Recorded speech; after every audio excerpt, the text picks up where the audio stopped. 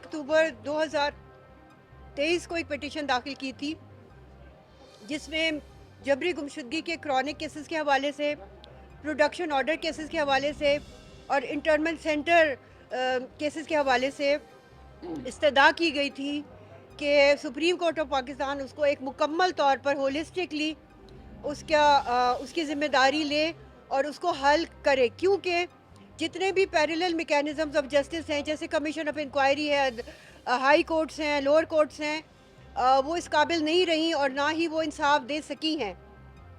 और अब 12 साल हो गए हैं इस कमीशन को कायम हुए, और इस कमीशन में अगर कोई दम खम होता तो अब तक ये मसला हल हो चुका होता। बल्कि दूसरी तरफ हल होने तो दूर की बात, जो 137 केसेस से जो कमीशन ने केसेस को स्टार्ट किया था, आज वो 10,000 के करीब है। तो इससे ज़ाहिर होता है कि वो मसला हल करने के लिए नहीं आए, बल्कि वो मसला बनाने के लिए आए हैं, और वो असल में उन परपेट्रेटर्स को डिफेंड कर रहे हैं जो कि असल में जबरी गुमशुदगी करते हैं। तो मैं बहुत ज़्यादा शुक्रगुज़ार हूँ कि आज उनको सुनने के लिए फ़िक्स किया गया,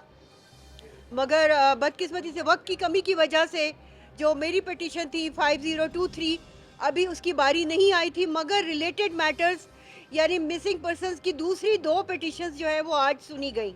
और कल 11:30 बजे का टाइम तय हुआ है कि 11:30 बजे वो मुझे सुना जाएगा। और मेरी जो तमाम इस्तदा है, प्रेयर है, उसके बारे में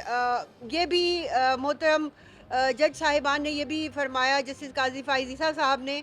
कि हम इसका हल निकालना चाहते हैं। तो ये बहुत खुशाइन बात है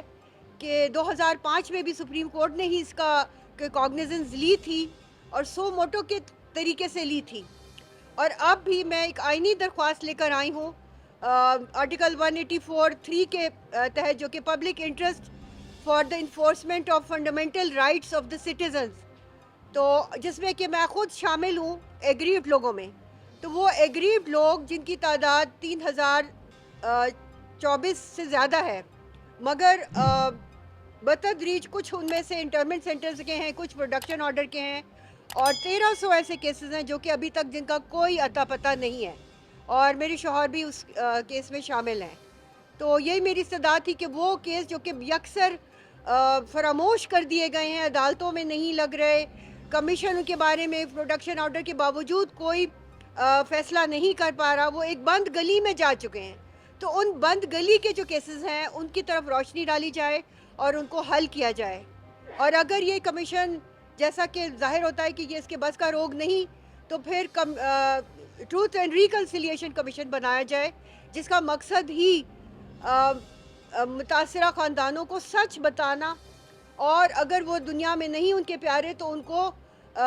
जो एक इंटरनेशनल स्टैंडर्ड्स के मुताबिक उनको कॉम्पेंसेशन देना, और जो ज़िंदा हैं उनके बारे में सच्चाई से बताना कि उन्होंने क्या इल्ज़ामात हैं और वो उनकी वेयर अबाउट्स क्या हैं, और क्यों उनको ताख़ीर का शिकार किया जा रहा है, जिसमें कि 8 साल, 12 साल, 15 साल और 18 साल तक के पुराने केसेस शामिल हैं। मेरे साथ खालिद भाई खड़े, इनके बेटे भी, उनका केस उसमें शामिल है, जो कि 2015 से जबरी गुमशुदा है,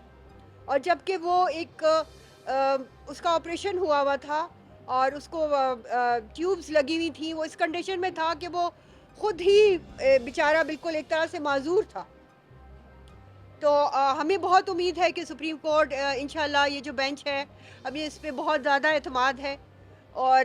जहाँ भी बात होती है मुल्क में, जिस तरह काजी फैज़ साहब ने भी फरमाया कि यह हमारा पाकिस्तान है, और हम लोगों ने खैर सगाली के जज्बे के साथ नफ़रतों को दूर रख के अपने पाकिस्तान को बचाना है और इसको अंदर से ताकतवर करना है। तो हम वही लोग हैं जो कि हम 18 सालों से सड़कों पर हैं, मगर हमने पाकिस्तान के ख़िलाफ़ कोई बात नहीं की।